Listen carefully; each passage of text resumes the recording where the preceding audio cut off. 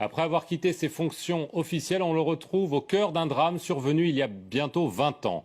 L'attentat contre l'avion du président du Rwanda. L'événement déclencheur du génocide. Paul Baril, bonjour. Bonjour.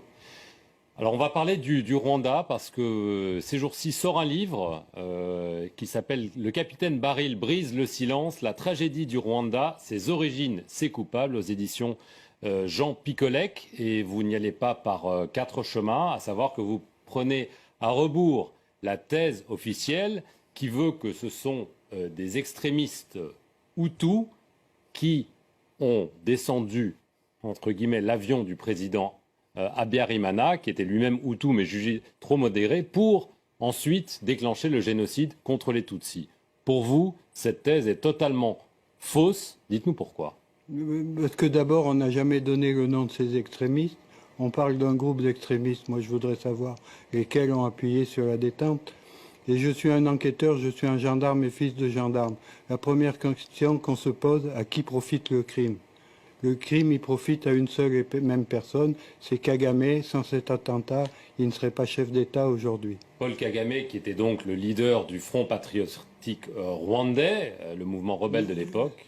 Non, il n'était pas le leader du mouvement patriotique, il était le chef des services de renseignement de l'Ouganda. Il était militaire ougandais, il percevait un salaire ougandais et il a été en Amérique faire des stages dans les unités spéciales américaines avec un passeport ougandais. C'était un rebelle et c'est un terroriste avéré. Alors, vous lancez des accusations très graves contre Paul Kagame parce que vous insinuez que c'est lui, le FPR, donc son mouvement, qui a commis cet attentat dans le but de déclencher des massacres et de prendre le pouvoir. Alors que la version la plus largement partagée, c'est que ce sont les Tutsis, et donc les gens comme Paul Kagame, qui ont été victimes de ce génocide. Comment est-ce que vous pouvez affirmer que c'est lui qui a tout manigancé comme ça? Revenons un peu d'histoire. Le 1er octobre 1990, l'Ouganda, avec 3000 rebelles Tutsis, attaque le Rwanda. L'Ouganda, je dis bien, de Museveni, qui est complice de Kagame. La France a des accords de coopération de défense avec le Rwanda depuis 1975, signés par le président Giscard d'Estaing. Le président Mitterrand apporte le soutien et l'aide au Rwanda et on combat les rebelles ougandais et les gens du FPR. Nous sommes en 1990. Il y a 4 ans de guerre jusqu'à ce que l'avion soit détruit par un attentat terroriste.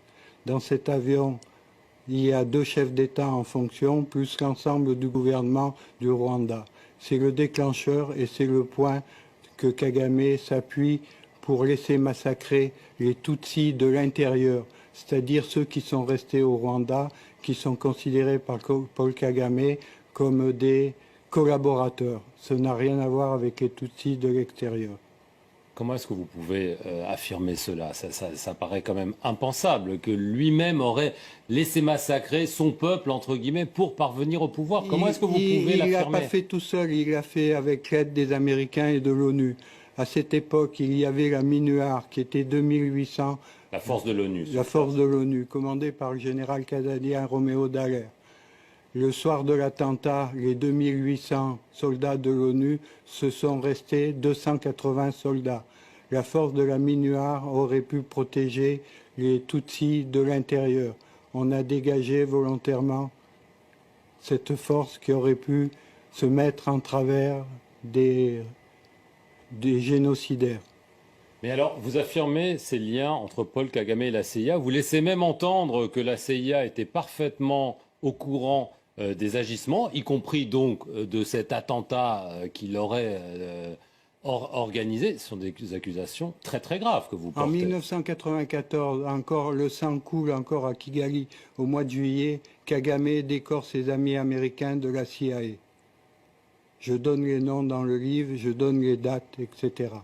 En 1994, au mois de juillet, il les décore et il les remercie de leur aide et de leur soutien. Est-ce que ça veut dire que la CIA est impliquée dans cet attentat?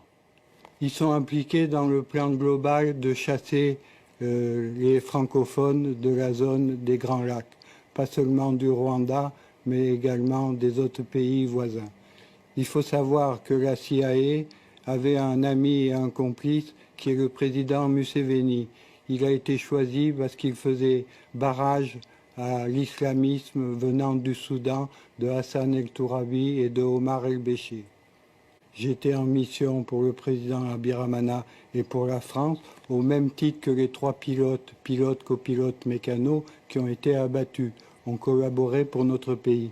La France était en guerre jusqu'aux accords d'Arusha, qui sont le travail de la France et du président Mitterrand.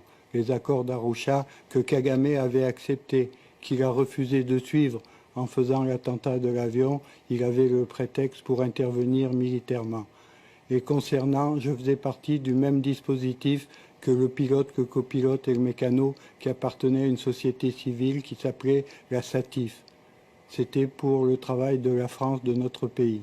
Je voudrais rappeler, parce que c'est important, le juge Bruguière, qui n'est pas quelqu'un de rigolo, qui a pendant 20 ans a mené la politique antiterroriste en France, avait établi 9 mandats d'arrêt internationaux concernant Kagame et son team. Je vous rappellerai que le juge espagnol Meirelles, sur l'assassinat d'Espagnols, l'Espagne n'a rien à voir, il n'y a pas eu de militaire au Rwanda, a établi 40 mandats d'arrêt internationaux. Quand on superpose ces 2 listes, il y a 5 noms qui ressortent, l'état-major de Kagame et Kagame lui-même. Je suis le dernier survivant de l'équipe qui accuse Paul Kagame. Et Paul Kagame, je l'ai connu, on a mangé ensemble et il me demandait une télécommande. Vous le racontez d'ailleurs. Il me demandait une télécommande à distance pour assassiner le président Abiramana. Et je voudrais vous faire remarquer une chose. Pourquoi je suis au centre de ce dossier? Parce que je suis le seul à avoir poussé la justice à ouvrir une information. C'est moi qui ai fait déposer les plaintes. Sans le capitaine Baril, aujourd'hui, il n'y aurait pas de dossier ouvert. Et je rappellerai qu'il y a eu l'équipage d'assassiner le pilote, le copilote et le mécano, mais le lendemain, il y a eu 2 gendarmes qui étaient des coopérants et l'épouse d'un gendarme qui a été assassiné. L'instruction n'a pas déterminé quels sont les assassins, il n'y a pas eu de procès, et moi, ce que je demande, c'est que les parties civiles et les familles aient enfin la vérité et que les coupables soient arrêtés et châtiés. Très bien, écoutez Paul Baril, merci beaucoup de nous avoir livré vos vérités. Vous pourrez les lire dans cet ouvrage à paraître très bientôt. Merci à vous d'avoir regardé cet entretien sur notre antenne. Restez-y pour plus d'informations.